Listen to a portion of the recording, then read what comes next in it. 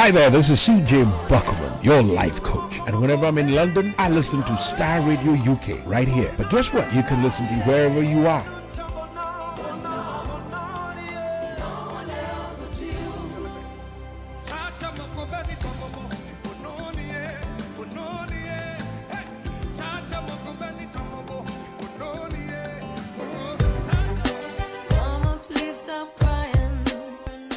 Listen to Aunties Mary, Lottie and Regina on the Family Enrichment Programme on Starr Radio UK. This and every Saturday from 6 to 8 p.m.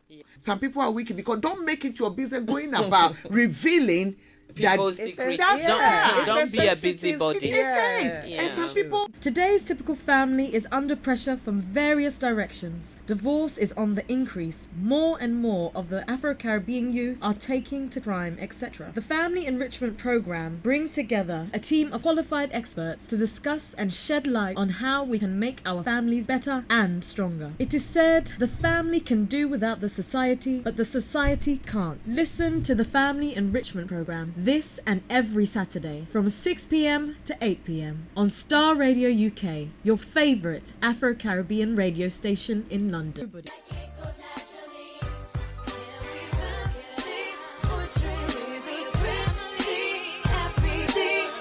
Download our app in iTunes and the Google Play Store.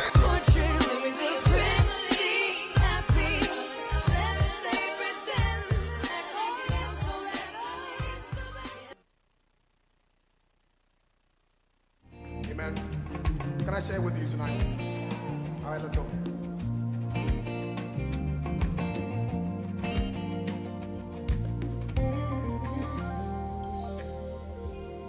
I am who I am because of you. If it had not been for you, tell me where would I be? I was lost and sinking deep in sin. But you reached out your hand and rescued me. No one else can do the things you do. There's no one else but you. I am who I am because of you. If it had not been for you, tell me where would I be? I was lost and sinking deep in sin. But you reached out your hand and rescued me. No one else can do the things you do. Oh God, there's no one else but you. So I see this. Oh no, oh no, no one else but you. Oh no, no trouble, oh no, no one else but you. Ladies and gentlemen, welcome to Luigi McLean. Never thought that you could love someone like me, to give up your life for me, yeah. You even go on and call me your very own. So grateful for your love, your mercy and grace. No one can do the things you do for me, yeah. No one else but you. Welcome. Never thought that you could love someone like me, to give up your life for me, yeah.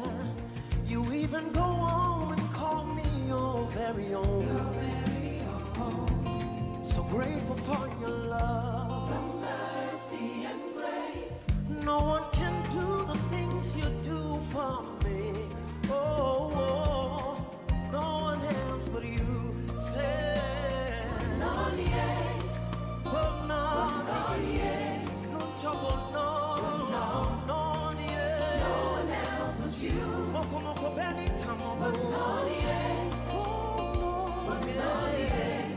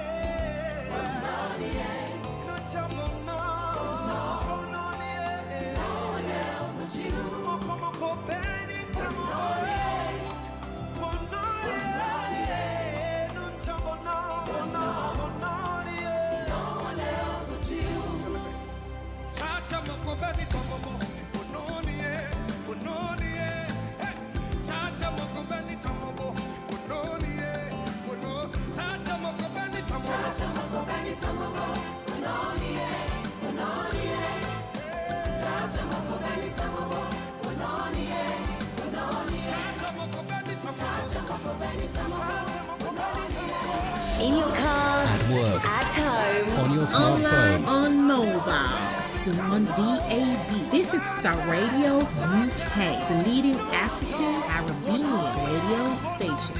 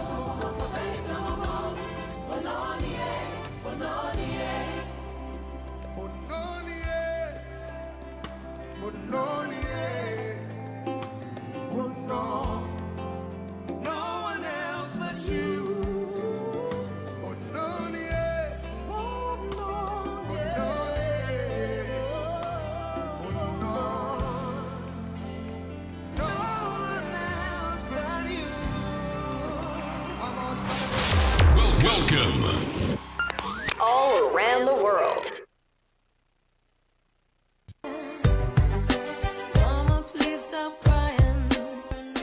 Listen to Aunties Mary, Lottie and Regina on the Family Enrichment Programme on Starr Radio UK. This and every Saturday from 6 to 8 p.m. Some people are wicked because don't make it your business going about revealing people's secrets. Don't be a busybody. And some people. Today's typical family is under pressure from various directions. Divorce is on the increase. More and more of the Afro-Caribbean youth are taking to crime, etc. The Family Enrichment Programme brings together a team of qualified experts to discuss and shed light on how we can make our families better and stronger. It is said the family can do without the society, but the society can't. Listen to the Family Enrichment Programme this and every Saturday from 6 p.m. to 8 p.m. on Starr Radio UK, your favourite Afro-Caribbean radio station in London.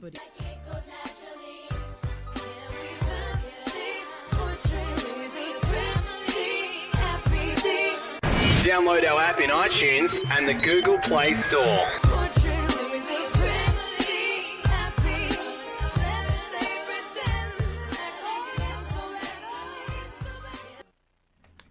Hello and welcome to the Family Enrichment Program on Starr Radio UK, your favorite African and Caribbean radio station.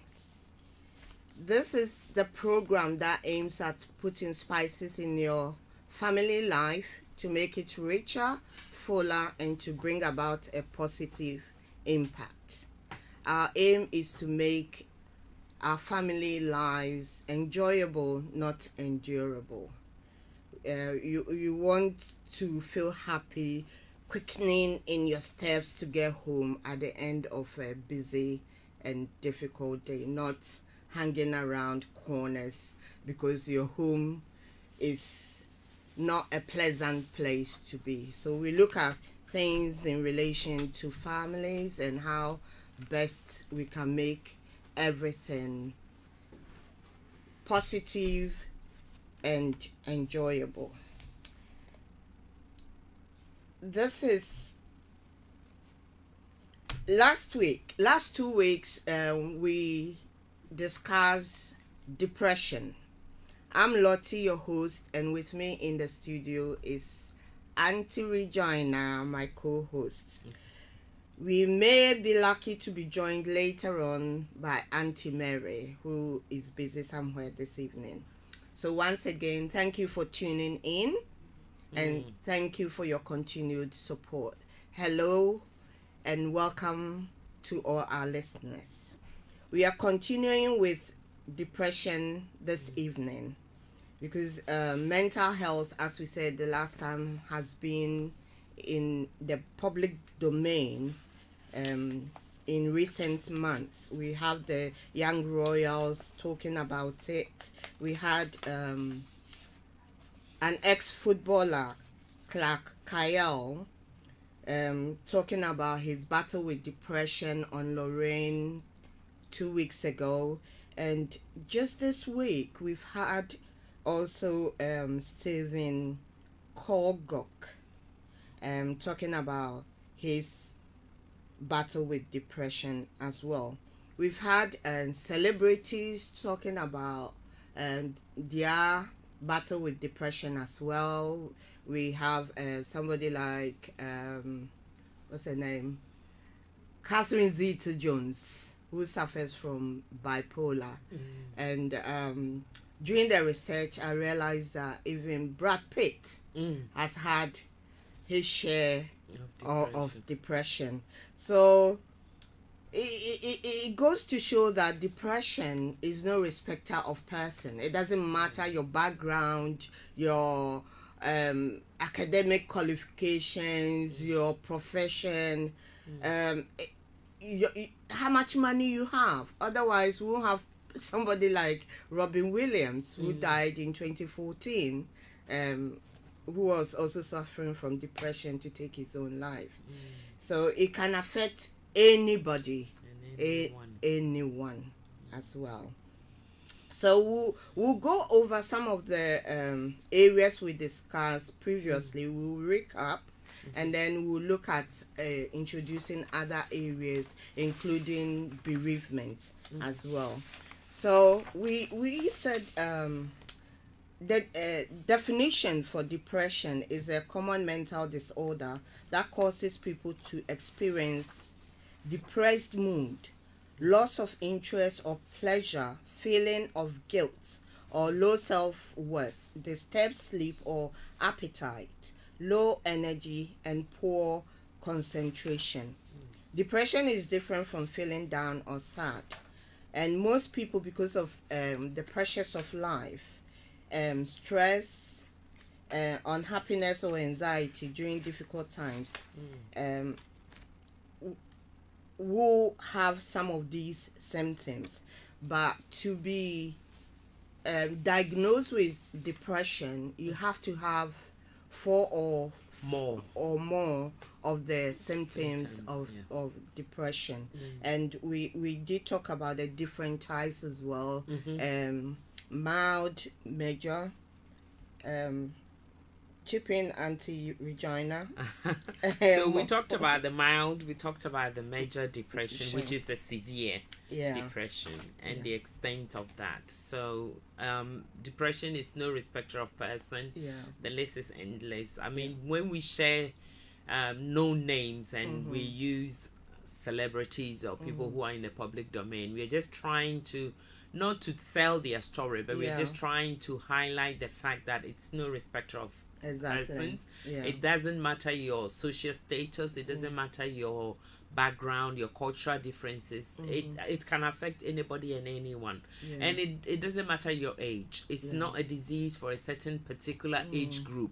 It can happen across board. Everybody and anyone can become I was going to use a different word, so let me change it, can suffer with depression. And that is the reality that we are all living with. So here on Enrichment Program, we want to help somebody out there as always. That is our passion.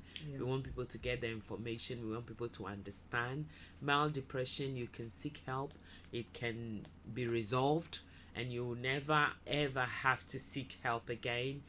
Severe or major depression can be ongoing, but it can be managed, that you can live your life without any issues at all. There's help out there, that you can get help with self techniques, and then sometimes, if necessary, medication and other things to help you to live your life. So don't be ashamed, don't be embarrassed, don't feel like you're alone. And it's very good that we have our young, here in UK, we have our young royals championing this issue from the point when they lost their mother. And they went through a lot. So depression is no respecter of person. It doesn't matter what your title is. Shall we go back to recapping more on the difference between having a low mood and depression? Because last time we were talking about the differences, the length of time that you have to experience some of these things. Okay, first of all, let's talk about the symptoms.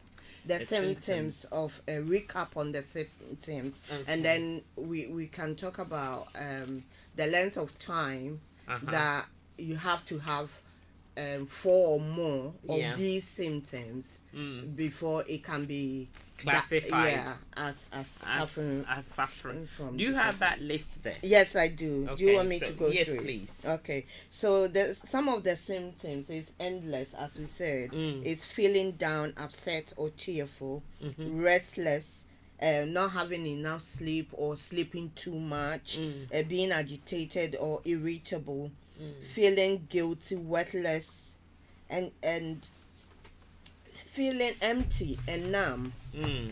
Thank you, producer. Isolating and unable to relate to other people, finding no pleasure in things that you used to enjoy, loss of appetite, feeling suicidal.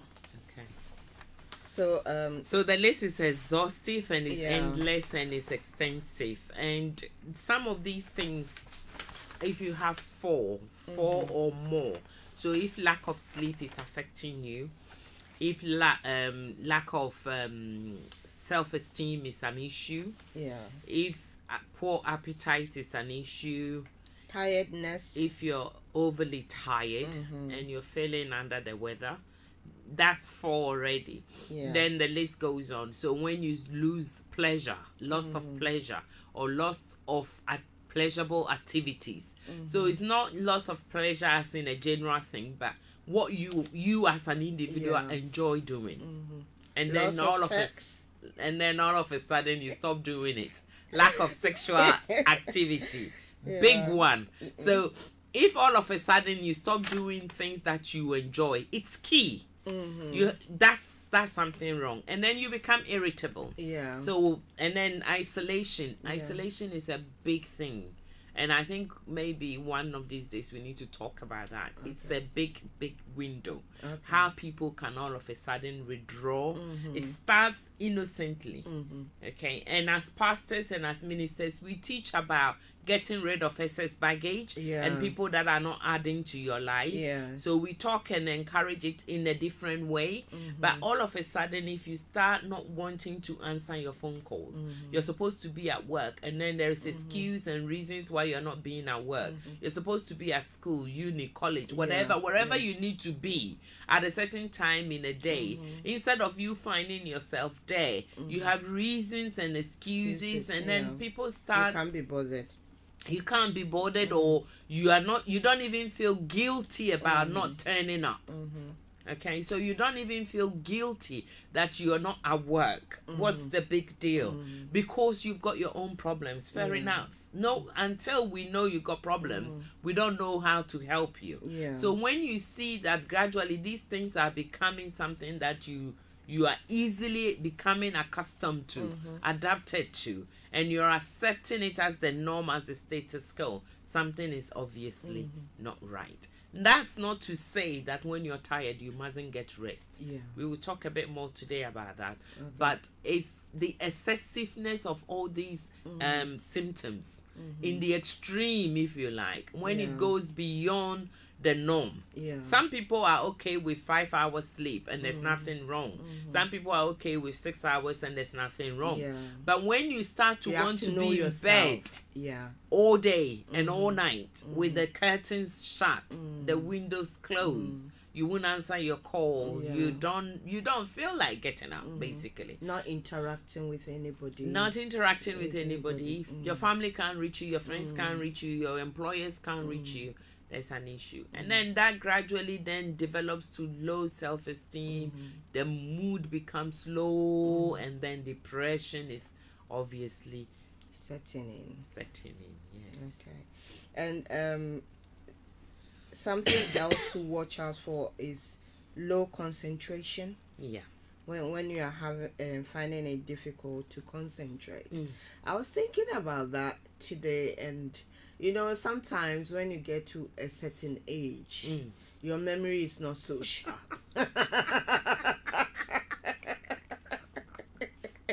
You see, these are the excuses that we make, the allowances that we make, consciously or unconsciously.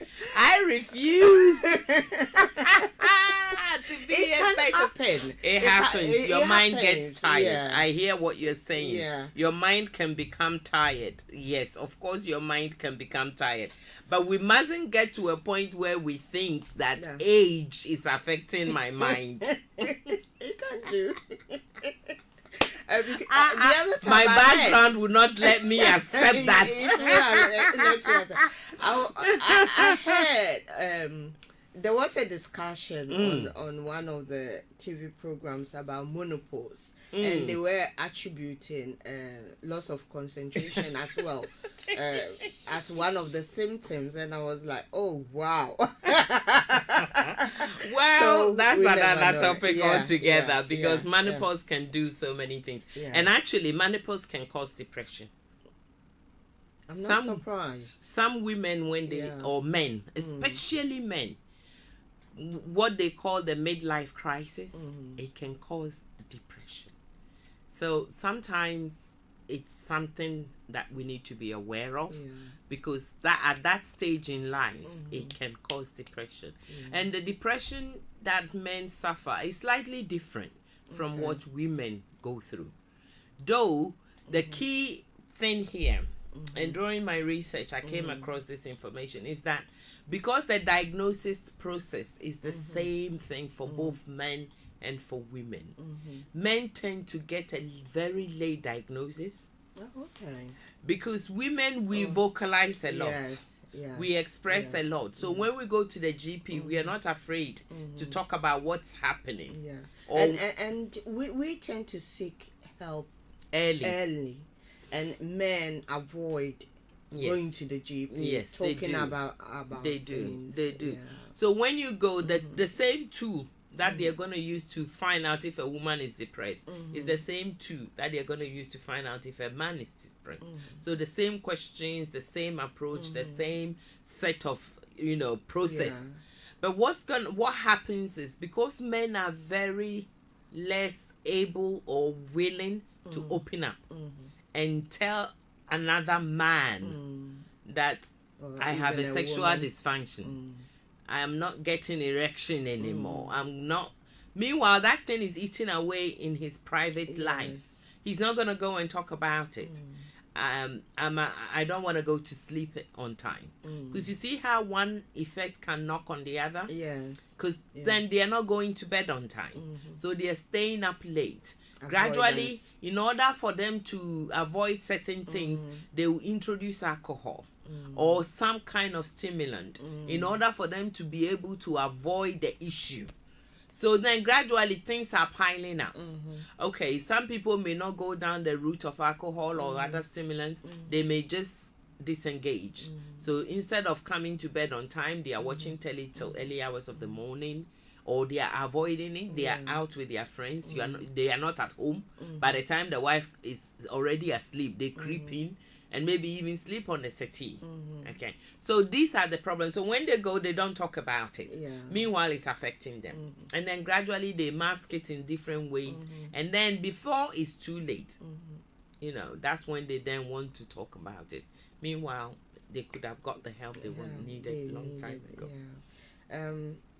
Other symptoms too is self-harming. Self-harming, yes. So you need to know the people around you, your loved ones, if they start behaving in a way that is not normal and it persists for about 2 weeks, you did say, then you encourage them to seek help.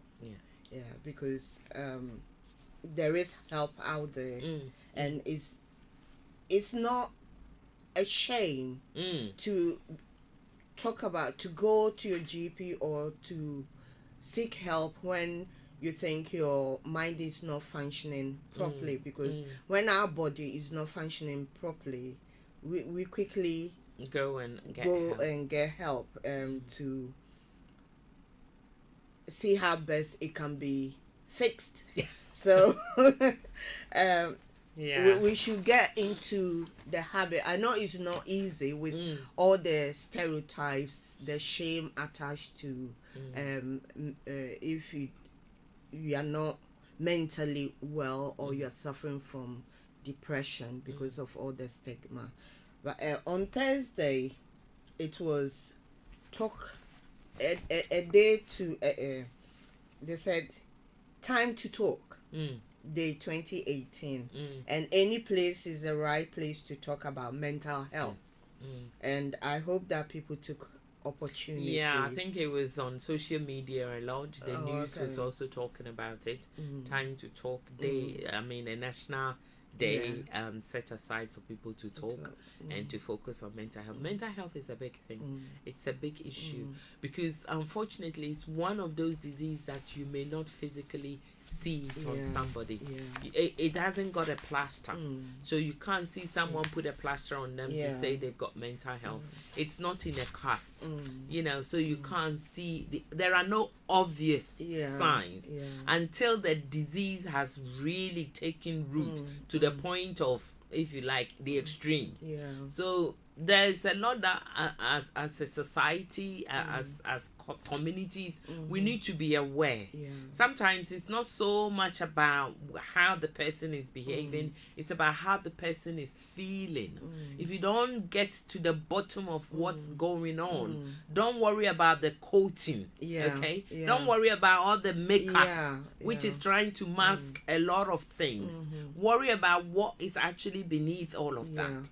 And this is where, as professionals, sometimes when you see someone behaving in a public area in a way that you think that can't be right. Example can be when a mother or a parent all of a sudden starts shouting and you know, angrily expressing their emotion towards a child. You think that's a bit over the top. What has happened here? Yes, maybe that's a wrong moment, but is it happening too often? If it's happening too often, then something is more than just the wrong moment is happening here. And that's what we as communities, as churches, in society, we need to kind of latch on and get people to understand that, as you're quite rightly saying, it's not an issue. You are not alone. There are so many people out there, and the statistics is endless. Last week we shared that 1 in 4 women will most likely suffer with depression, and that could be major, it could be mild, it could be minor, it could be an issue. But in the men, it's 1 in 7. So the statistics is slightly higher, but their one is worse because it's not managed properly and it's not treated and it's not talked about a lot. Recently in the news they're talking about prostate cancer that has become the biggest killer among men compared to breast cancer in women. So prostate cancer is now the biggest killer. Why? Because it's all inside.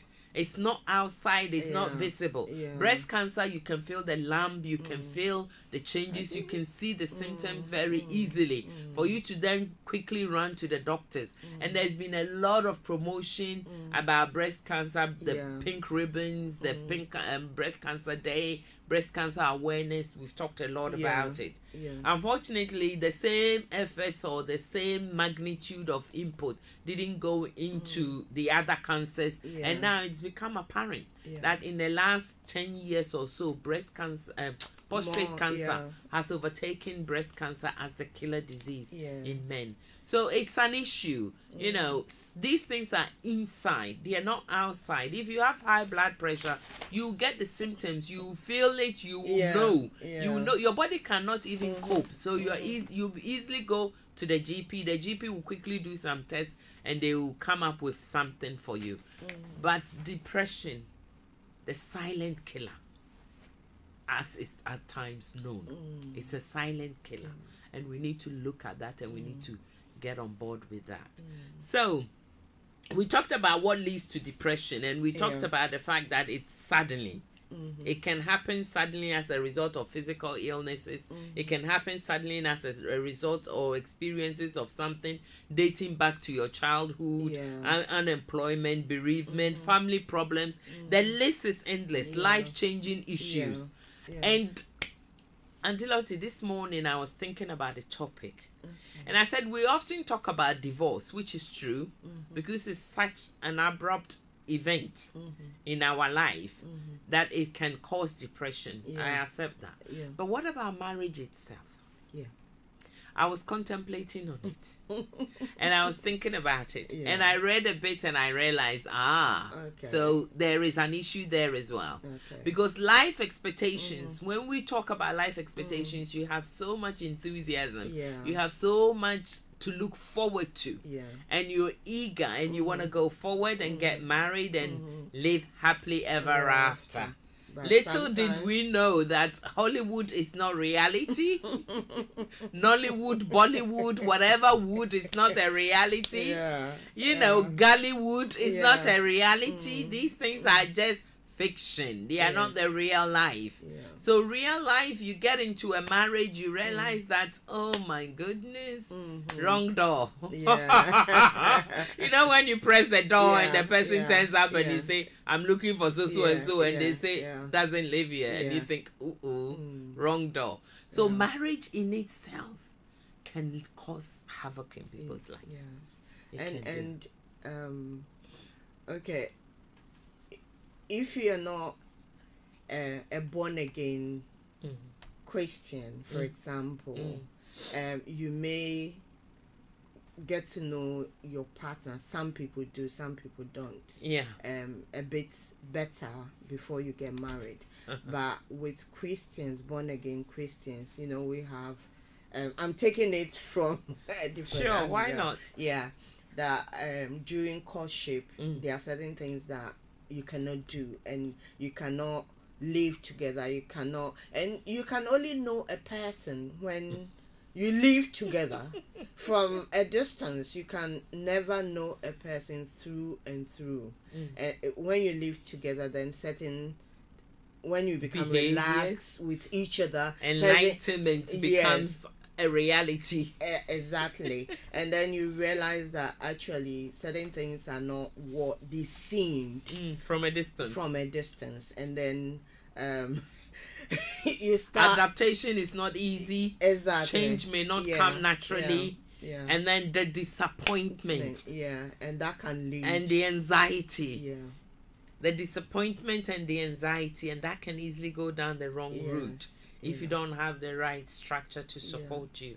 I'm not saying all marriages are bad. Marriage is a beautiful thing, and it's a great thing. You know, but look forward to it. This is some of the realities that people face that can lead to depression, because we are looking at other areas that people can. That's right. That can contribute to people becoming depressed. Depression. So I looked at something that I thought it will help us today. World Health Organization. They have a definition for what health is. And I think it will help us. The reason is because they basically say that it is a state of complete physical, mental, and social well-being. Not merely the absence of a disease. So when World Health talks about your health, that you are a healthy person. So it is a state of complete physical, mental, and social well-being.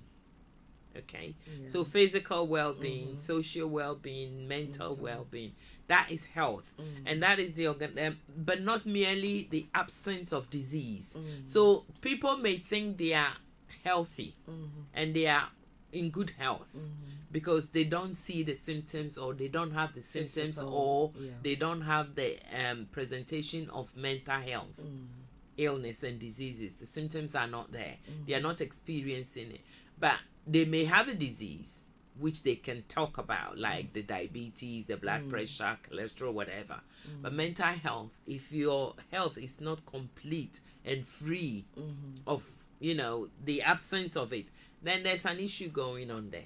So somebody needs to look at that. Somebody needs to think about that.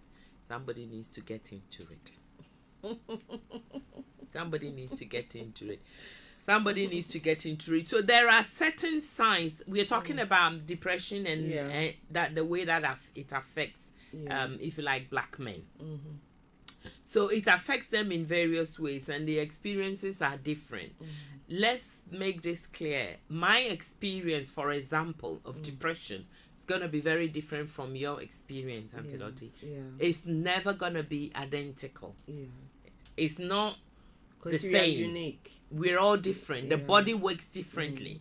The body works differently. So how I will communicate and express it and experience it will be completely different from the way yours is gonna be. Certain aspects of it are gonna be the same. The tiredness, the lack of motivation, the feeling of self-worthlessness and all those things, they may be the same, but we will communicate it differently, because what might be of something that is of wealth to me may not necessarily mean anything to you.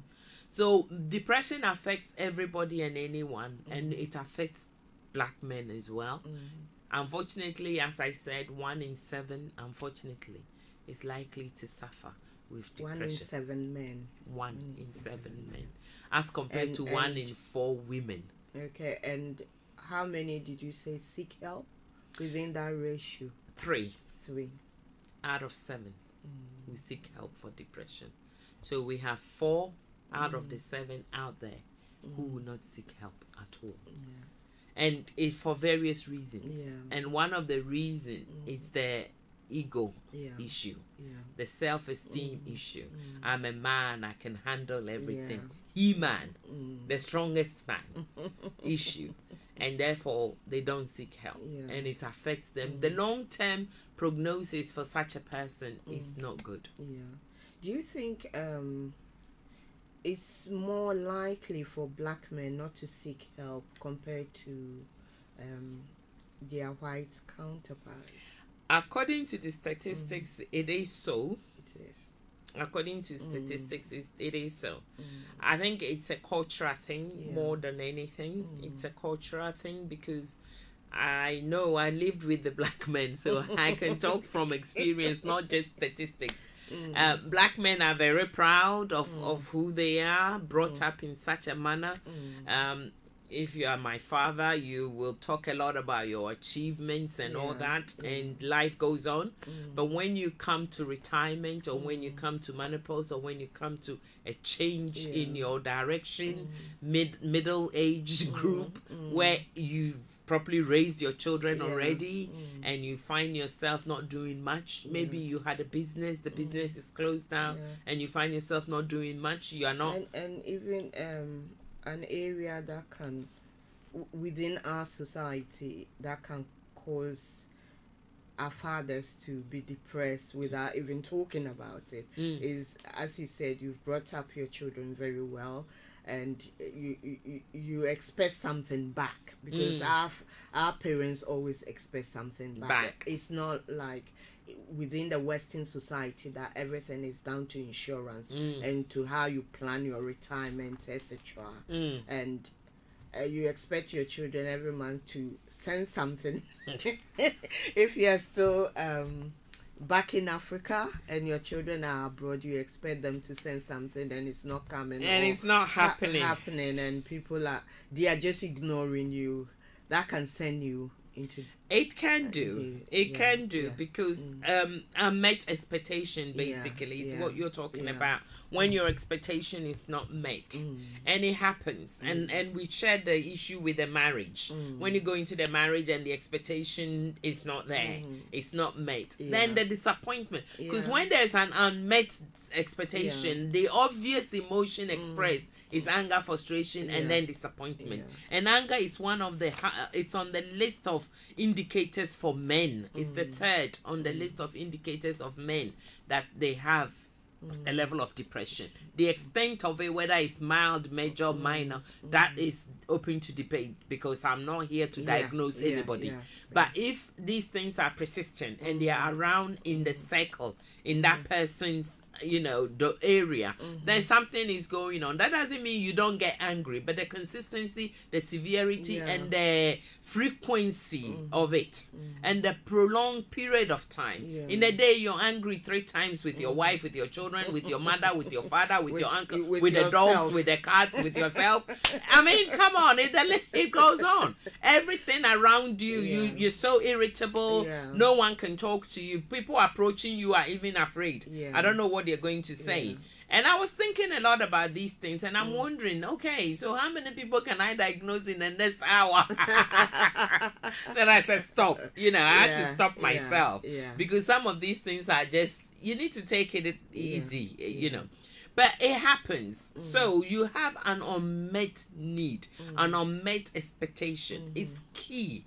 It's key when we talk about depression in men. It's key because they have a status quo. We all know. I brought my son up to be a very proud man.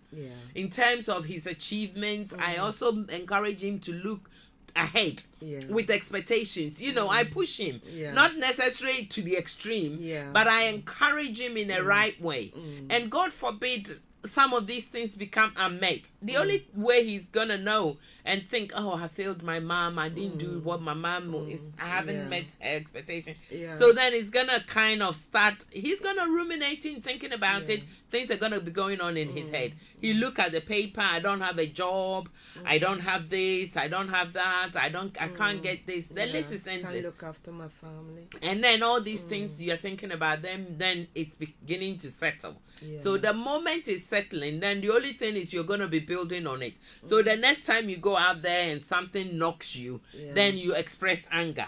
And then the other thing we can talk about when we talk about black men and the possible symptoms of depression is lack of focus. Lack of focus. It's key. Because when you don't have a focus, it means you are jack of all trades, master of none.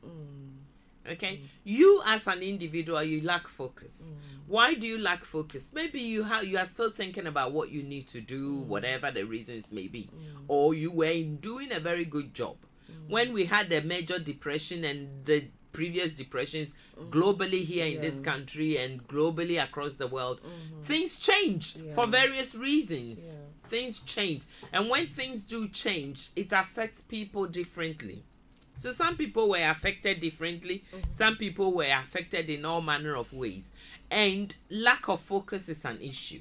When the man doesn't feel that they have any focus. When they get up in the morning, they don't know what they're going to do. The afternoon, they are not sure what they are supposed to do. The evening, they are not sure where they are going. So they are depending upon the wife. And when the wife or the partner and the children are not feeding them with the right vibe, you know, maybe the wife is still working, she gets up, she goes to work, she comes home, she's tired, blah blah blah, and then she doesn't give the man that kind of attention. Lack of focus is an issue for some of our black men in terms of depression. So we need to kind of talk about these things. It's important as a young man, as a man, you have focus, and we teach this in churches a lot. Keep your focus. Do what it is. Find something to do. You cannot. It doesn't matter. I don't see how you can not say I don't have anything to do. Go and do the garden. Make it a passion. Make it a project. You want to clean the garden and plant some things and, you know, introduce something. Find something to do. Women, we find things to do. Some women will sit down and knit a jumper or knit something or go and sit with friends and help sort things out. Men don't do that. And that can lead to a lot of problems in the home as well, because if you haven't got any focus and you're just there and the woman is going and coming and doing, and that can lead to all sorts of other problems that can compound. There's no car for you to go and polish morning, night and evening. There isn't, because now you don't need a car, so there's no car. So you don't have, we're talking about, this is serious. Lack of focus is a serious thing. It can, even a woman, it can affect you. We have a comment on Facebook, depression is everywhere. Is it Fedila? Abide, thank you for your comment. Depression is everywhere. So if there's lack of focus, it's an issue. Another thing is pain. You know, men internalize pain a lot. They don't express pain. They don't communicate pain. Be it physical, be it emotional. Men don't say how they are feeling. Are we linking the pain to bereavement? We could do, but general pain. Generally pain. When I say something that it hurts you, emotional pain, it's big, it's key. The emotional pain, when we internalize it, we pick it up.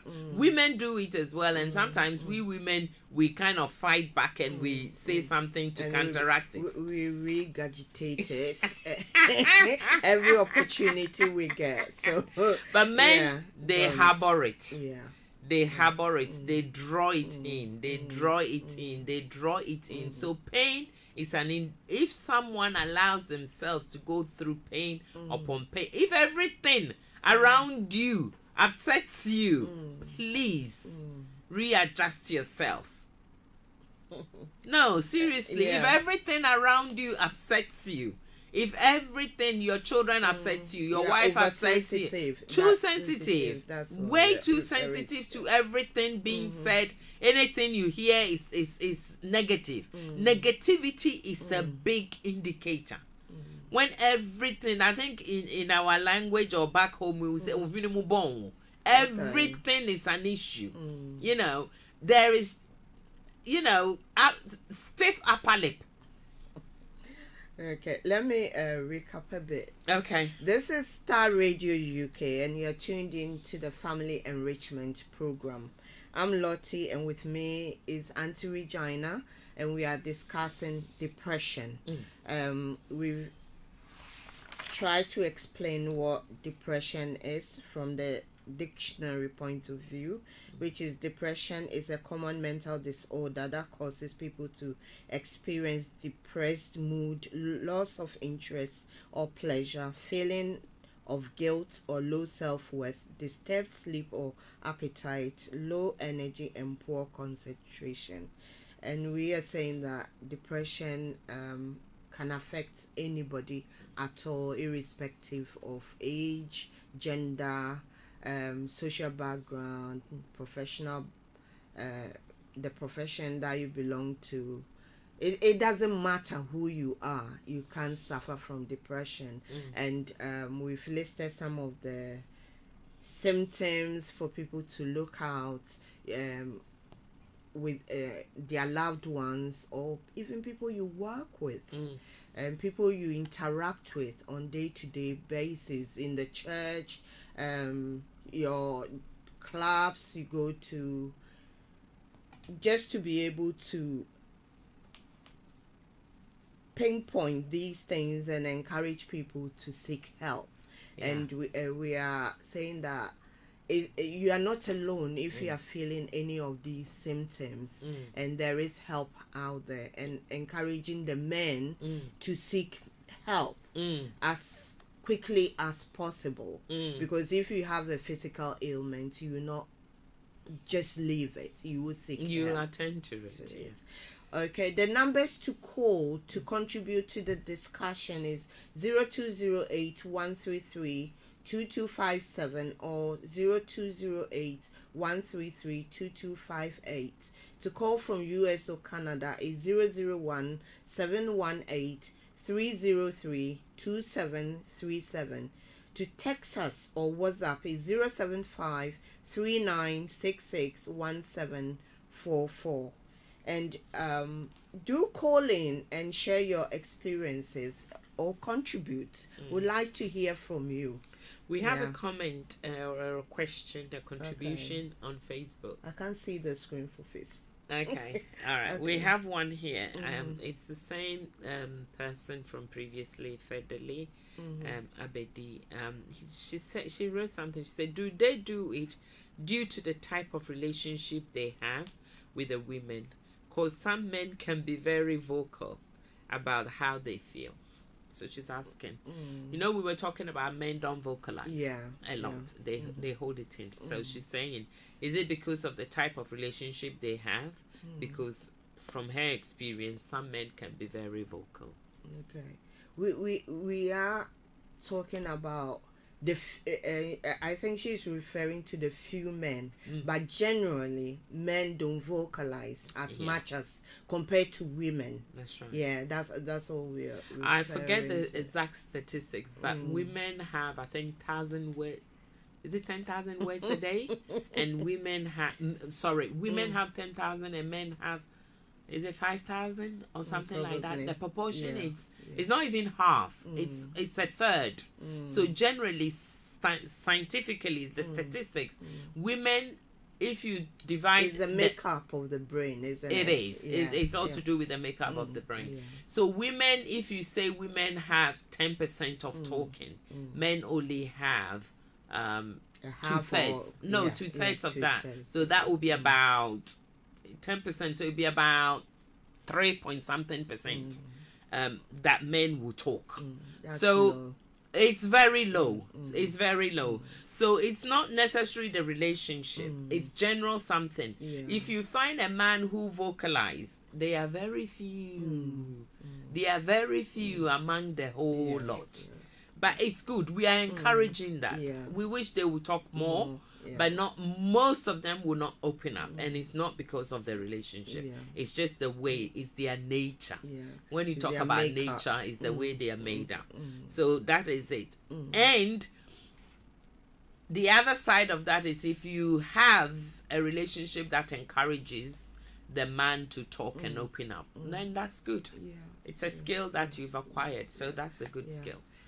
And that is why we do this program, to look at areas that can help improve relationships and also improve the atmosphere at home. Because if you have a healthy relationship and the home environment is conducive, it might help. Even though that is their makeup, it might help. It might help that man to thrive and flourish in that home. And to be able to open up, because sometimes I say to my husband, "Oh, if I'm not there, you miss me, won't you?" Because I'm always cracking jokes and saying things to make him laugh, and even if he doesn't want to talk, he has to talk because I'm talking too much.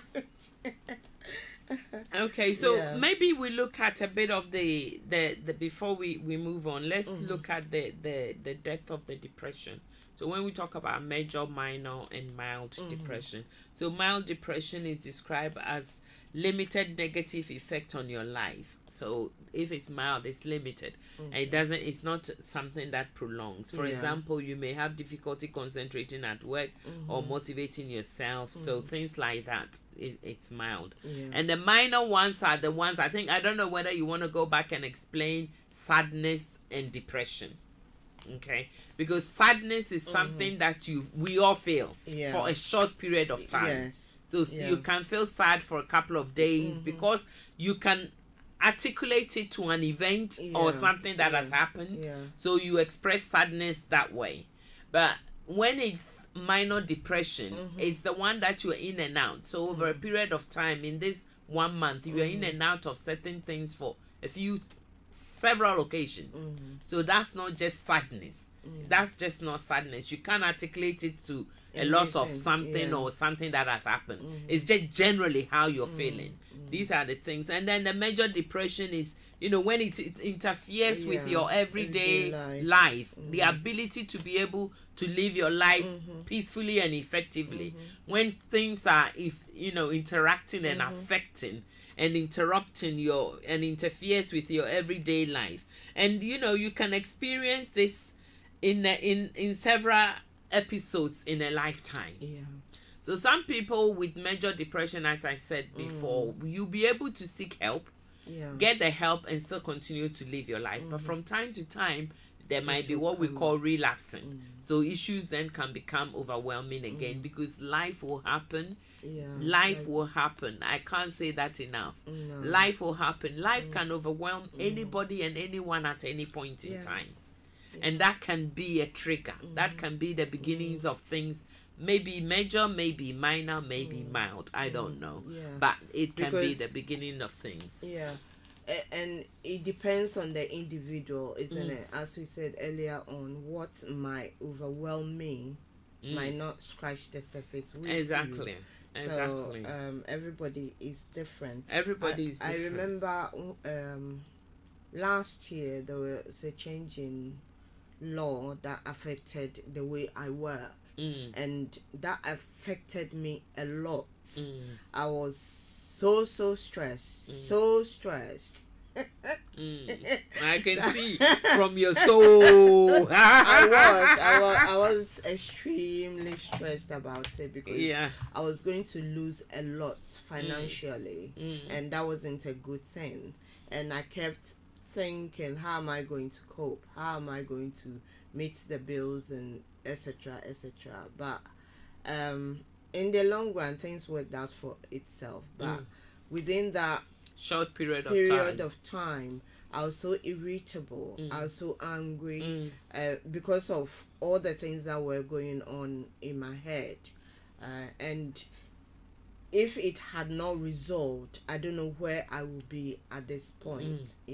But at least I could attribute it to the situation, to something. So you put it in perspective. And it's very important, because when we feel emotions for what they are and respond to them appropriately, it's important. So when you feel emotions for what they are, for example, the bereavement cycle, so you lose a loved one, someone very important to you, and then you have to respond appropriately. You have to cry, do whatever you want to do, withdraw to your bed for 3 days a week. It doesn't mean you're getting depression, but we don't want you to stay there for 2 weeks. It's when you stay there for a period of time and you allow that to then interfere with everything else. Yes, the loss has happened. Yes, changes are going on at work, which is out of your control. Certain things are out of our control. Lack of focus may be out of your control, because 1 minute you had a job, the next minute you don't have a job. So now you don't have that focus anymore. It may be out of your control. We live in a world, we interact with the world, things happen which are not always in our control. So you find a way, the best way of managing it. You find a way to respond appropriately. That is key. Find a way to respond appropriately, because some people say that, for example, if there's lack of motivation that compound with other things that can lead to depression, you can't even motivate yourself to do anything, to look at other options. So how would you? It's a mental struggle. It's a mental struggle, because at the moment you're dealing with so many things. Okay. For example, because you put it out there, we're going to use the lack of the changes at work. It could have led to redundancy. It could have become anything. So there is a structural change at work. And you need to adapt. You need to change. It may be affecting your social life, because you've planned your life around your work, and now you have to go replan your life. That's a lot of small pockets that you're gonna have to rearrange. Okay, so it's a major change that you're going through. Now, if you think about it, if you don't have the support of your family to begin with, and if you don't have the support of the work people as well, yes, the hours may be reduced, or the type of work you're doing is changing, so your caseload is increasing.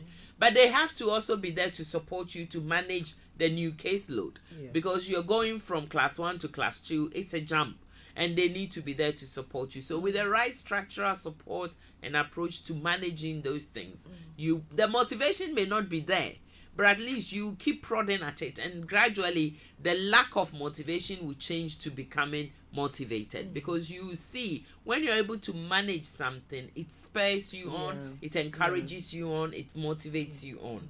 But when the thing is overwhelming, which is what we're talking about, the overwhelming aspect of life, so you have so much on your plate, you can't deal with it all at once. You can't have, you cannot be wanting to solve 20 problems in your life at once.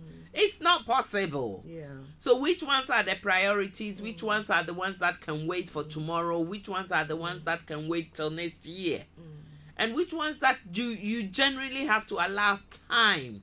Because if it's an ill health, for example, you genuinely have to allow time for the body to gradually work itself out of that system where it's become deficient to become inefficient. So you can't automatically wave a magic wand and things happen overnight. You need to allow time for that change and that disappointment and that confusion and whatever else it may be settle down. And then when sometimes you take a step back and when you look back at it today, you can laugh and say, and sometimes you even think, oh, but why did it take them so long to bring this along? And that is a positive end to the story. Some people may give up. I was sharing this the other day. When computers were being introduced, people gave up work because they didn't want to be near a computer. It could be because they felt they're too old to be involved. Whatever their reasons may be, people gave up work, retired, and went home. The same volume of people that went home came back to the workforce because they realized that life has to go on. Yeah, it's progression. It's not life has to go on. So life has to happen. Things will happen. Sometimes you haven't planned for it. You didn't ask for it. You didn't see it coming. You are not interested in it. You don't want it. But life happens. But what do? Your response, your emotional response to it appropriately it's important. It will give you room to be able to see things from different perspectives and to manage it very well. And when you bring that home to our men, for example, the way they see things are different. I'm not here to go over all that. We've done that. If you really want to get to know how the brain works for a man and the woman, you need to go back to our podcast and listen to this. Auntie Mary has shared extensive knowledge on that. That was the gender differences. The gender differences. So things are different for our men and they will internalize. That's where I want us to take note of. Women, we communicate, we express, we put it out there. We regurgitate a lot. But the men, or even gurgitate it, but the men, they don't. And that's just the way they are. And because of that, things do happen. Another thing we need to bear in mind is the use of alcohol. The use of alcohol. Substance misuse. So alcohol is a substance. When we talk about substance misuse, we think it's only the hard drugs or people who use illicit drugs. Alcohol is a big problem. And I'm not ashamed as a Christian to talk about use of alcohol. I hold no holds bar because I see Christians drink all the time. Okay? And they drink extensively. They drink with a passion. Men drink. My husband always shares a joke. This pastor always, back home we have our local brewed alcohol, the liqueur. Exactly. And this pastor likes it. And always will have 2 shots before. For those that are listening that may not know what it is, it's equivalent to the rum or the whiskey or the vodka from other nations. Yes, very similar. So very strong.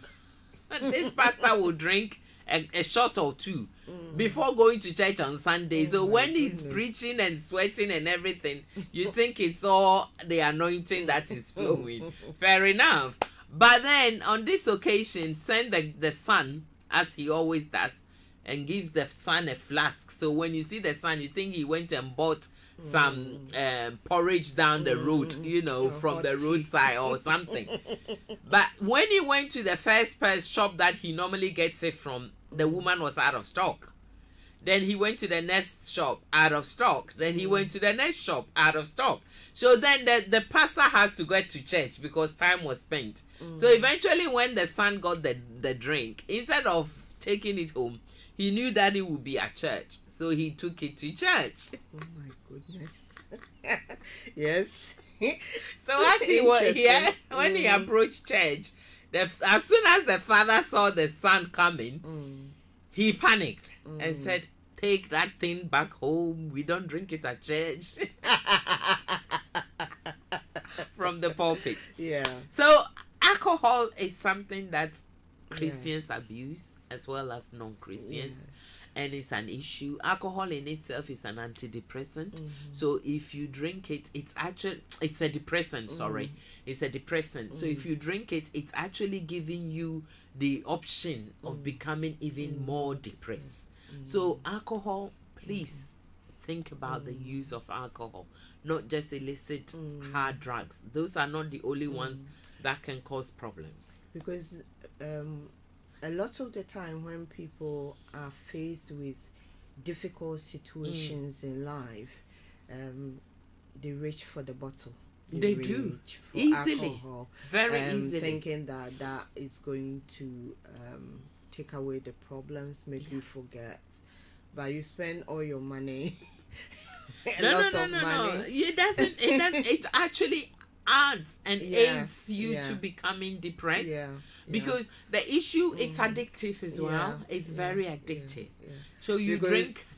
Maybe you start with a glass of wine and then you are intoxicated and you fall asleep. Next time, a few more times, then you have to drink more to get the same the effect that you want. And it goes on and on. It's happening. It's happening, and we have to talk about these things. And sometimes it's not just the men that drink. Some women drink volume. And these behaviors, we need to look at it. Some people are drinking to try and mask an issue going on. A man may be drinking because they have something on their mind for whatever. They start small, and as you said, gradually they increase the volume and the frequency of drinking, and then things are happening. So when they don't have alcohol, they become just like someone who doesn't have a cigarette. Their withdrawal symptoms, agitated, irritable, you can't talk to them. When they drink, they behave like, the behavior also goes to the extreme. Some people have been known to be lashing out because they are under the influence of alcohol, intoxicated. So it's an issue. If you have a problem, whatever problem it is, please seek help. Talk about it. Talk with somebody. Let somebody know. Let someone know that something is not quite right. Men don't have friends. Women, we have loads. Men don't have friends. And maybe if you're a man and you're listening to me right now and you look among you and you have people you call friend, ask yourself, evaluate, what is it that I say friend? Is it the phone call once a week? Can I really talk to this person? Like women do. Nobody's there for them. Normally we have one person or a couple of two people that you can reach out to. And confide Men don't often have that. And know that. Men often don't have that. They don't have that avenue where they can go and ventilate and genuinely ventilate. They mask it. When they are standing by their car, they are even worried about what their friend might think.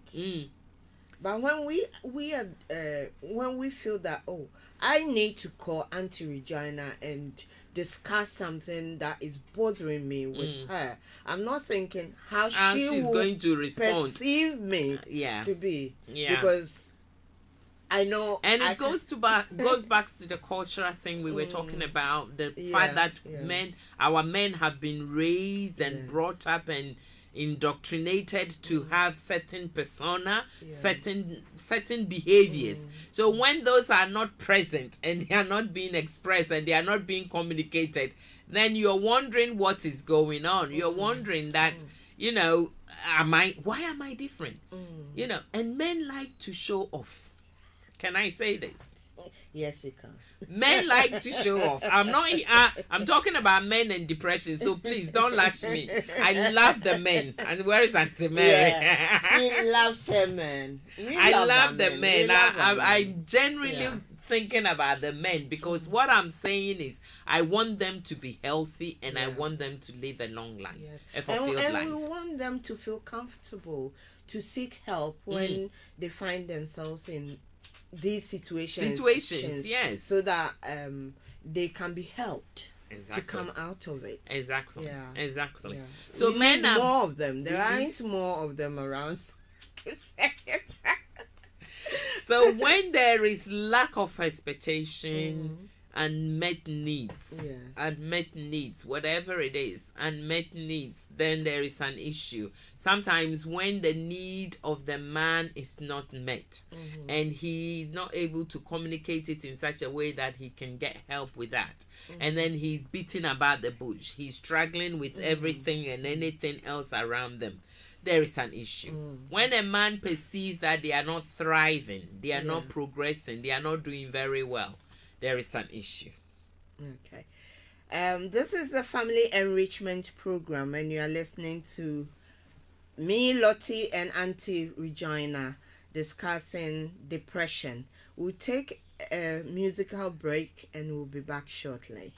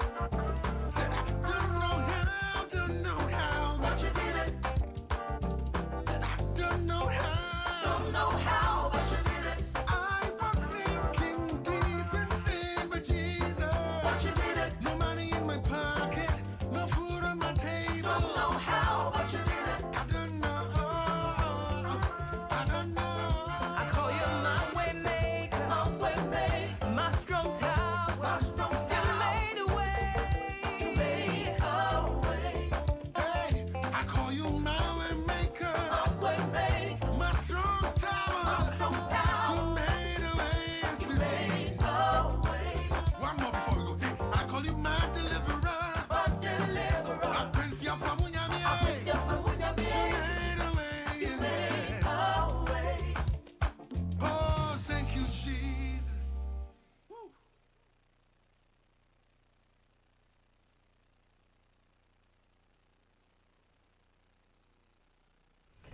Hello and welcome back to the Family Enrichment Program.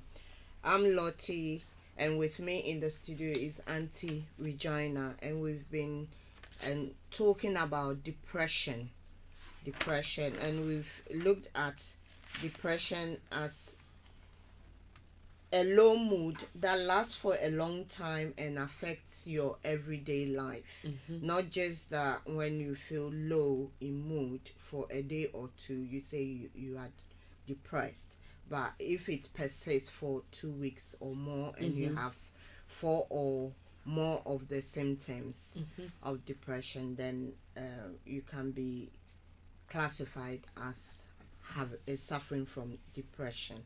We've looked at the causes, some of the causes, because the list is endless, and how it affects men as well, and some of the reasons why men don't seek help. And we are encouraging everyone that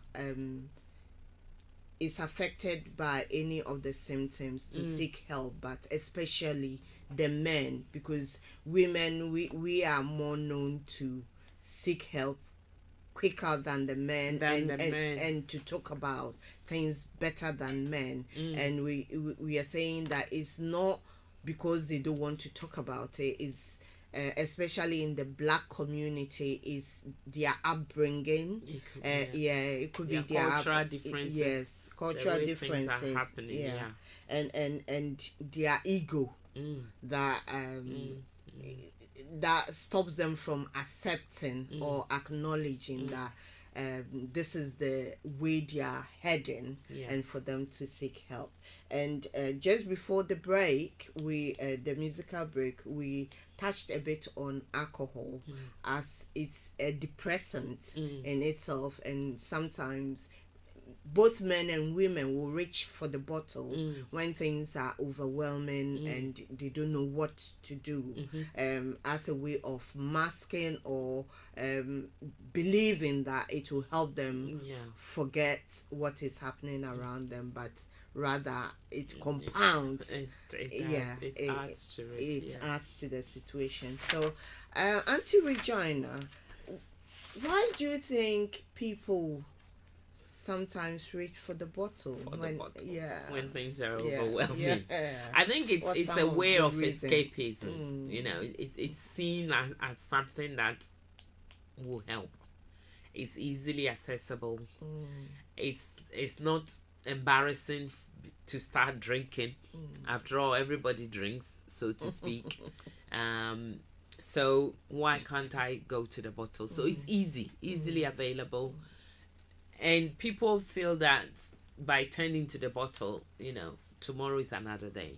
Let me just have a drink today, and tomorrow I'll face the world. The problem then, as you said, starts compounding and becoming an issue. And then eventually something you thought you had control over actually takes control over you. And it has its implications. The issue is not just about the depression side of things.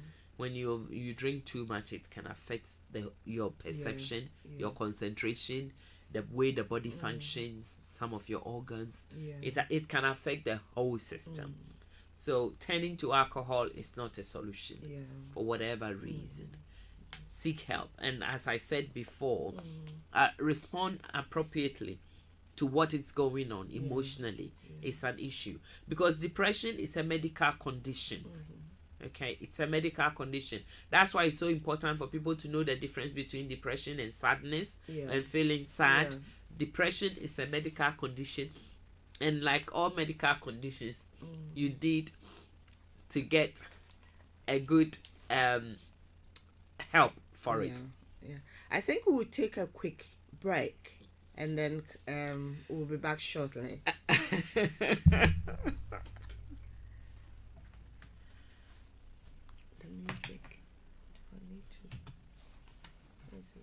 You need hot water. How do I get the music? Let's just go. How do I get the music to play? Let's just go back. Are you okay? Because I'm you okay. were struggling. I'm okay. You okay? Hello and welcome back to the Family Enrichment Program. Yes, thank you for that. We had to take a brief break because of one or two reasons, but we are back now and we are still discussing the family depression on the Family Enrichment Program. And just before we went off, you were talking about depression being a medical condition and also recapping on the difference between low mood and sadness. So people who have depression may not be able to see the extent of their depression, and especially the men, because they are trying to mask it, they are hiding it, they are denying it, they are not admitting it, they are not acknowledging it. So it may be an issue there in itself. They may fail to see the extent of the problem that they are dealing with. And with love and with the right support and with the right help, people are able to, go and seek help. So let's be open about things. Let's not stigmatize people. Let's not criticize people. Let's not shut the door. Let's not shame them. Let's not shame people. Encourage people. Yes, they may not be where you want them to be or doing what you want them to do, but encourage them, because tomorrow is another day and life goes on.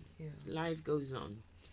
I just want to share something about a young man that I know, and I think when he was 17, he turned to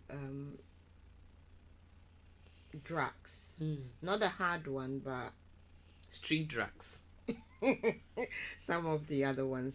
And later on, we got to know that he was encouraged by his peers that he was going out with, that he had problems at 17 years in school. And we have talked about children suffering from depression, children going through stress, self-harming. We've talked about all that on this program. And the symptoms were not picked up by the parents, that he was troubled. And he felt that his friends were helping him and introduced him to these drugs. And it compounded the whole feelings, that the whole situation that he thought he was going through. And he nearly even injured the mom as a result of being on these drugs and not being able to think straight, focus and all that. And through that, it's really affected his life. So it's not a good solution when you find yourself overwhelmed with things. There are better options out there for you to seek help rather than turning to alcohol or to drugs. And I know we've talked about support being out there a lot. Can you specify some of the areas? I know we did the previous time, but just to recap, where people can go for help. I know the first point of call will be your GP. Your GP. Let's step back a bit, because I remember this from when we did the self-harm. Your first point of call should be your family, friends, your immediate contact, people that you're in contact with every day. They should be your first point of call. Professionally, your GP will be your first point of call. Professionally, your GP will be your first point of call. Go to the GP. If you live in a society where GP practice is not the norm, go to a doctor. Let me use the word doctor. Go to a doctor. Because here in UK, we have GPs, general practitioners, our doctors. But go to a doctor. if you feel you can't talk to a wife or a husband, if you feel you can't Even talk to to any your friend, parents, your if you're a young parents, anybody, person. then please go to a doctor. Tell the doctor, be open when you sit in front of that person, that this is what's going on in my life. I need help. I was telling somebody just last week, I said, go to the GP, tell the GP, I need help.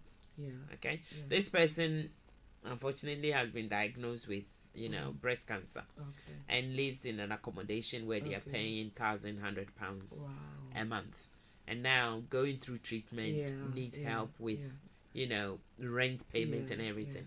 And I need help. I said, go to your GP. And that will even give you more stress. It will do, because it's now having an impact on the treatment. The treatment is having an impact on your health. Things are changing. And then your financial status is bringing stress. Stress is a killer disease. And we need to be aware. I'm not saying we have positive stress and we have negative stress. The positive one will spare you up to achieve anything. You will climb mountain, Kilimanjaro, and you won't feel a pain. And the negative one will cause you to lie in your bed and fail to get up in the morning. So look at things, respond appropriately, emotionally respond appropriately. So look at things from the right perspective. The sad thing is, you're not the only one going through this issue. If it's a job loss, you're not the only one going through it. If it's loss of anything, loss of expectation, lack of disappointment, whatever it is, you're not the only one going through. It's happened before. People have gone through it. They've done it before. They've come out of it. Yes, others didn't make it, and that's why we are here. Those that didn't make it, it's a sad story. It's a sad case. We have to accept that, unfortunately. But what are we doing about it? That's why we're talking now. Open yourself up. Don't turn the radio off, or don't come on Facebook, or don't engage with the program. Engage with the program, because this might be your lifeline. And that is a good point, referring to Facebook, because when sometimes people are in the depressive mood, we've said that withdrawal, isolation.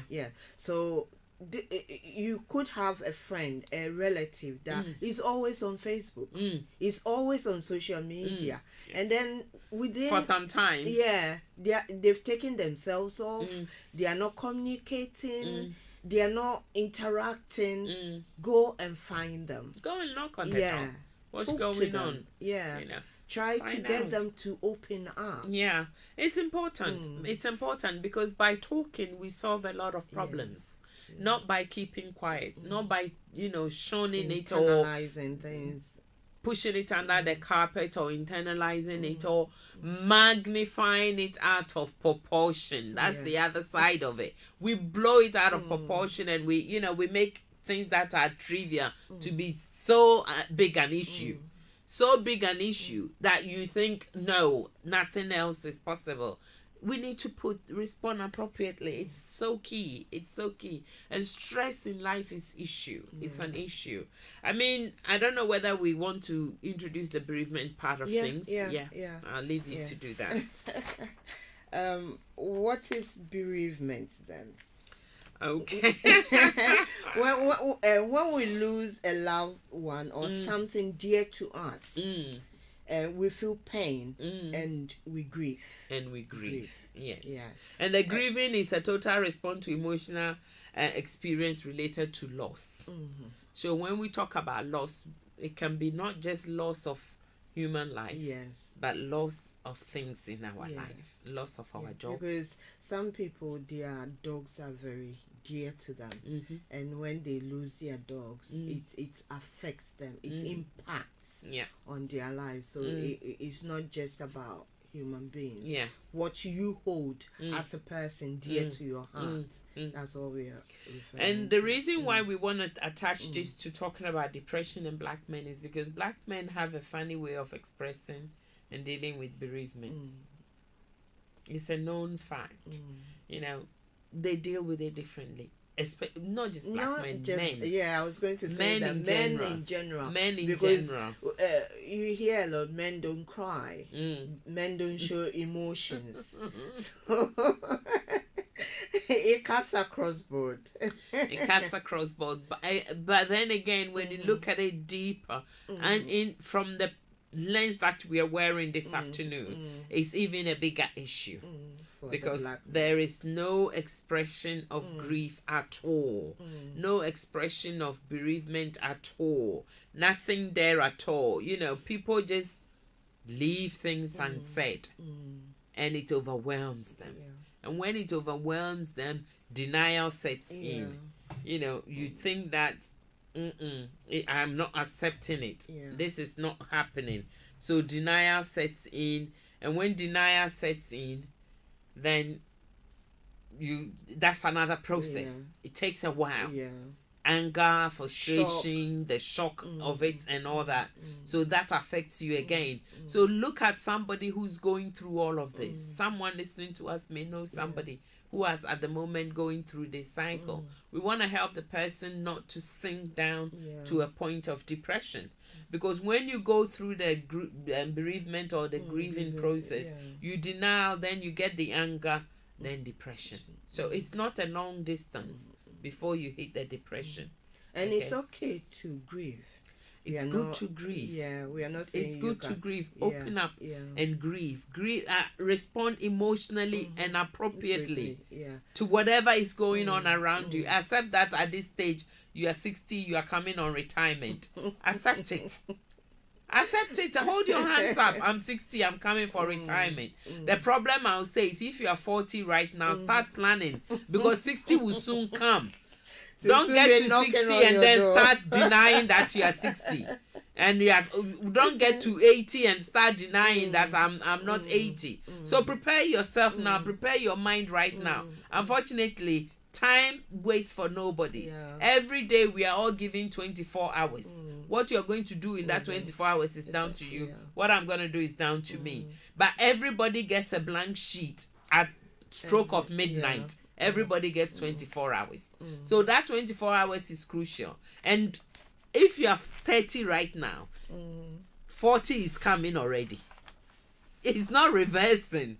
I wish it would reverse, but it's not going to reverse. It's going to increase and keep moving forward. So plan towards these things. One day you're going to retire. One day a divorce might happen. One day a marriage might happen. A childbirth. Some men, when their wives have children and the wife is bonding with a child so much, that in itself can cause problem in the house. The man feels left out. Then the child, there's no... Do you know what I'm saying? There's no bonding. I was laughing because it reminded me of a story, a situation that one of my friends faced when she had her son. He was breastfeeding. She was breastfeeding for a long time, and I think it got to a point that it irritated the husband so much that every time that the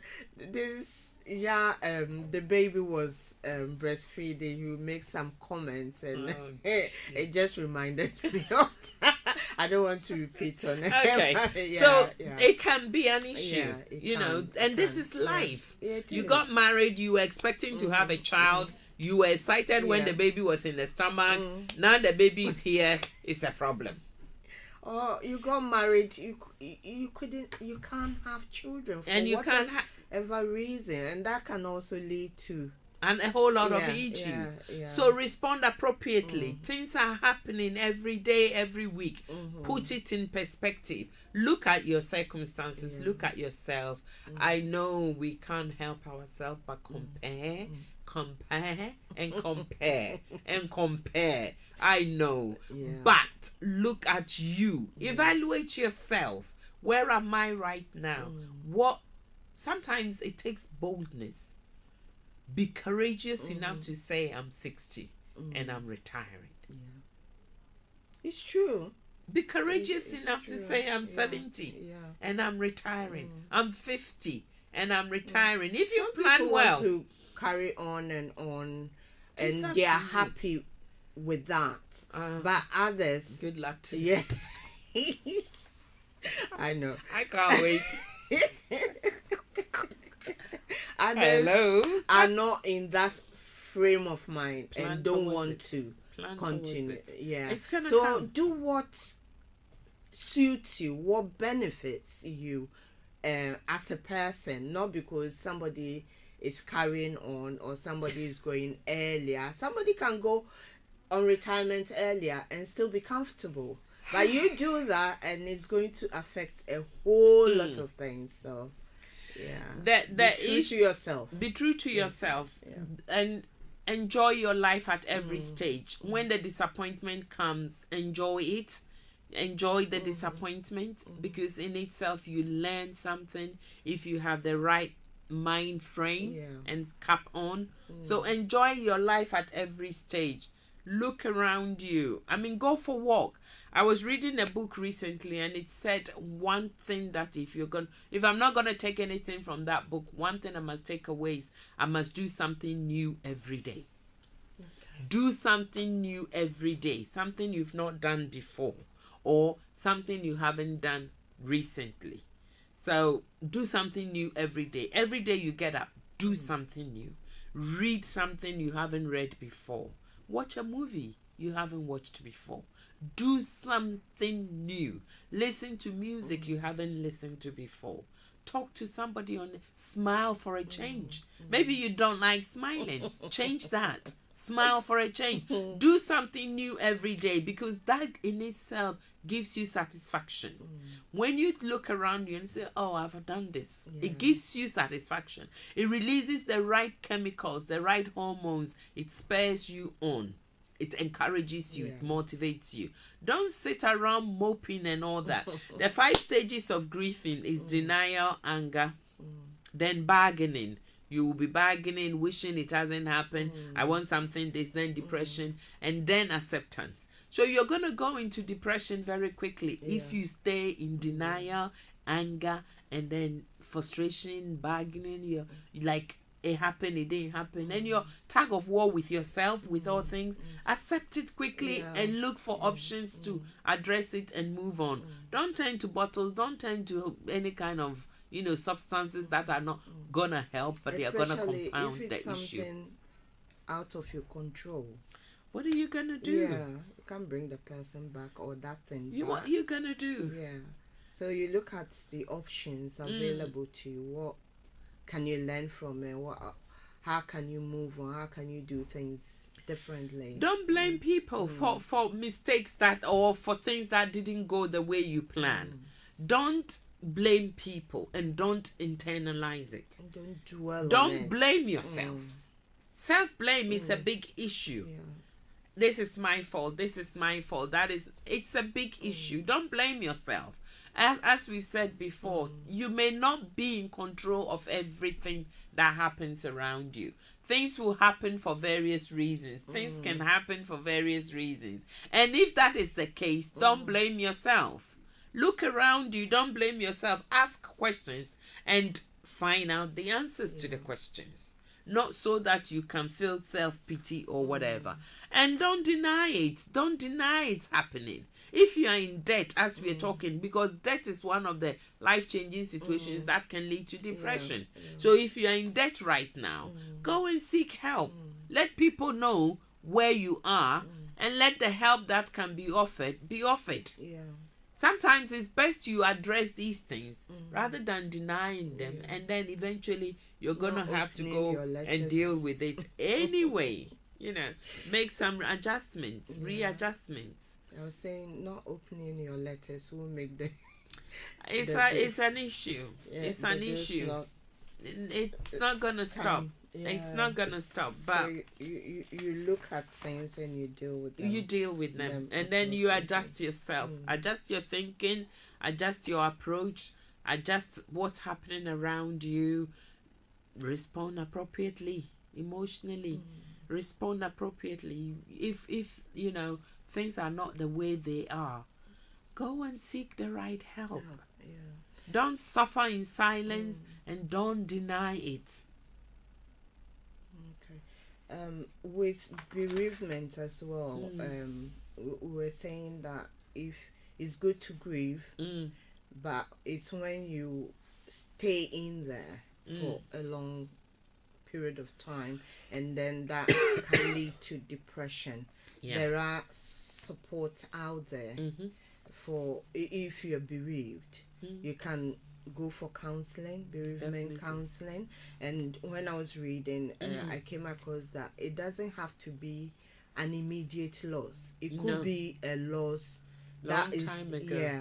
Taking place and that links in with the young royals, because they didn't, when the process happened, when the big issue happened, they probably got help, but for them it wasn't necessary or beneficial at the time. They weren't ready at the time to receive the kind of help they probably got at the time, until they were ready to deal with it. And then they started to realize that, oh, this is what we were going through, and that is why they are supporting it. And we thank them for their input. So, you know, whatever it is, I mean, don't suffer in silence. These symptoms we've talked about, they are not exhaustive, they are not, but they are extensive. That's not the end of the list, but it is extensive. Anything that is going on within your circle that is not normal, anything that is abnormal, please look at it. Take time to address it. Maybe you're a single person. We often talk about married people, but maybe you're a single man living by yourself, and you don't know, you have friends you meet with, but when they are not there, you live in your own by yourself. I dare say your house is such a mess. Untidiness. It's overwhelming. You know, when things are not in order, when things are not disciplined, when things are not in place, it can happen. So when you're on your own, another way, you're isolated, there's no connection, look at that issue as well. Are you managing okay? If you're managing okay, that's fine. If you're not managing okay, look for help. Look around you and see what you can do to help you. Okay. I hope the discussion is being beneficial to our listeners, and you've enjoyed it as well, and it has been enlightening. Is there something else before I... No. Yeah, okay. So we've talked about depression, what is depression, and the types, the different types of depression, the symptoms, some of the causes, and where you can seek help and encourage our men, and especially not to suffer in silence, and to, there's no shame in it, and it doesn't happen to just one person. It can happen to anyone. So feel bold, feel confident, talk to people around you, and seek professional help if the symptoms persist. And to conclude, we all have times when our mood is low and we are feeling sad or miserable about life.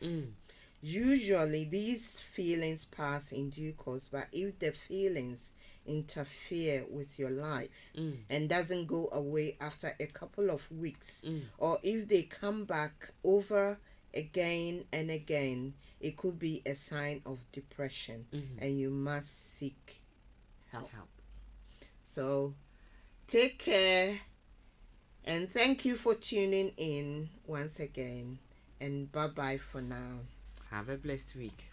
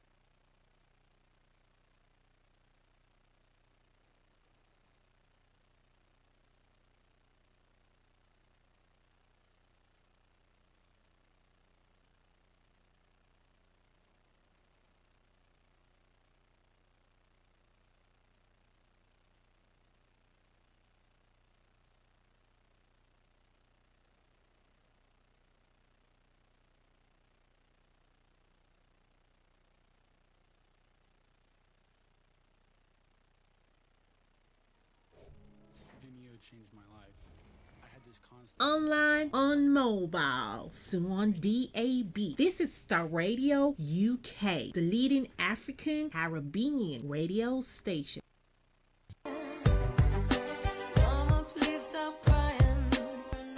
Listen to Aunties Mary, Lottie and Regina on the Family Enrichment Programme on Starr Radio UK. This and every Saturday from 6 to 8 p.m. Some people are wicked because don't make it your business going about revealing people's secrets. Don't be a busybody. And some people. Today's typical family is under pressure from various directions. Divorce is on the increase. More and more of the Afro-Caribbean youth are taking to crime, etc. The Family Enrichment Program brings together a team of qualified experts to discuss and shed light on how we can make our families better and stronger. It is said the family can do without the society, but the society can't. Listen to the Family Enrichment Program this and every Saturday from 6 p.m. to 8 p.m. on Starr Radio UK, your favourite Afro-Caribbean radio station in London.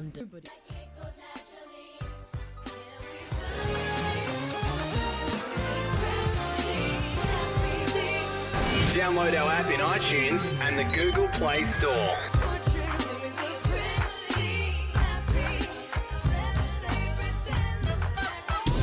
Thanks for listening.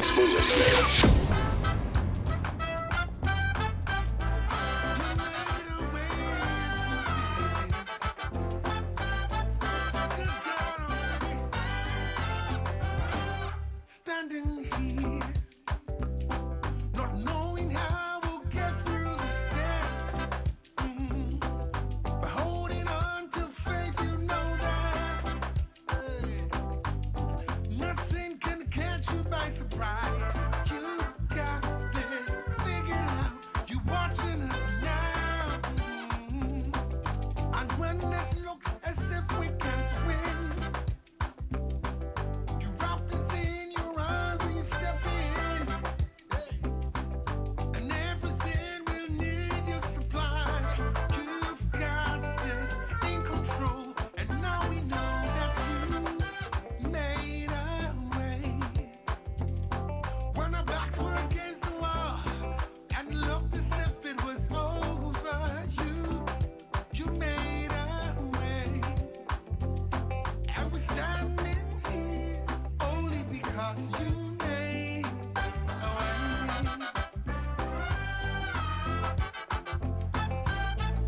My Jesus, you made a way. Now we're here, looking back on where we come from. Because of you and nothing we've done, you deserve the love and mercy you've shown. But your grace was strong enough to pick us up. You made a way. When our backs were against the wall and it looked as if it was over, you made a way. And we're standing here only because you made Terms and you made a way. when our backs were against the wall. When our backs were against the wall And it looked, and it looked as if it was you over, Jesus, you made a way. made a way. And we're standing here today. And we're standing here only because you made For you move mountains, you cause walls to fall with your power. You perform miracles. There is nothing, oh no, that's impossible. And we're standing here only because you made. Say, You move mountains, yes, you did, yes, you you did. cause the walls to fall with your power. Resurrection power, Jesus. You perform miracles. Nothing, no, no, no, no. And we're standing here only because you And we're made. standing here. Standing here only because you The devil made. tried everything, but we're standing here. Only because Thanks for listening. Only because you, my Jesus, made a way. Can I get some horns?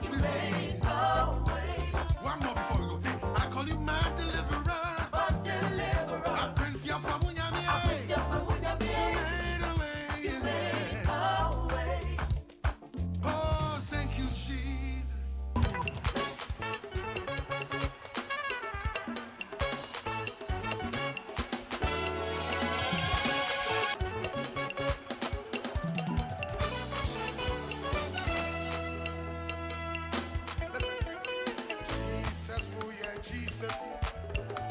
I'm watching you nearer, Jesus. Tetramania, because of who you are. Deep down for Jesus. For Jesus. Somebody help us say, be free.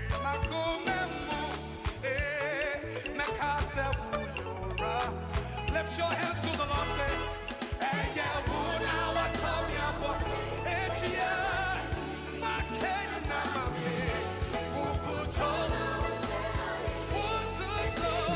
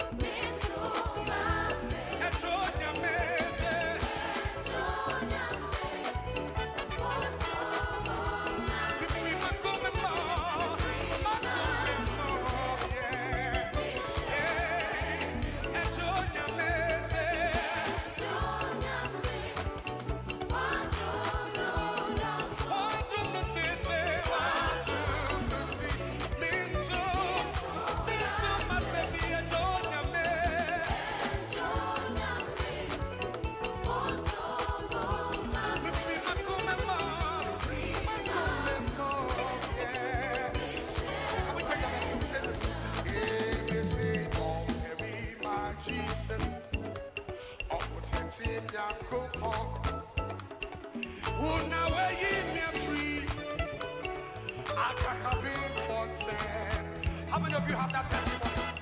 Say, for Bennett is for Bennett is hey, Samishawa Kenya, Otto for Yanko. Oh, hey, yeah, what's up? It's my king now. Who could turn up? What's that?